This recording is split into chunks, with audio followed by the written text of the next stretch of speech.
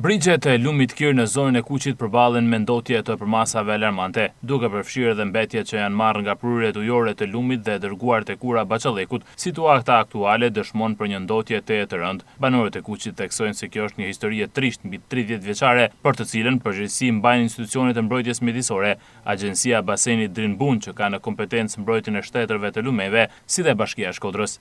Kena tërbën, jena shqetësen, se kur kalojnë verë si tu, me të ratifikt, unë nuk e di kja bashki, kja njësi administrative, unë nuk e di se si nuk vinë këto, për i diçka që i këtu, e tonë të shkojnë në detet, jena shkojnë me lohë në det, e në për lumej, të në Bacallek, shef veti, shife, orna vetëm me po, a thua shkush gjallë në këtë vend. Unë nuk e di se si më të përfullnojmë, na nuk e di. Tonë qyteti vini të i hellin, vju tonë. Bo me e po ati në verë, me orë në verë, aty me e po, qëfar katastrofet bëhet. Qas hidhet. Ta në metorinat, nuk ka, aty bashkia me pru njëri, aty si roje, mo mje e pagu, sa pagunja 500 vetë atje, paguin një njëri të të rinë, vloj do është të nikë makinë si atje t'i ko, se e gjenë bashkia si ku me e qumë, 30 vjetë ishto. A ma që nënë të shi,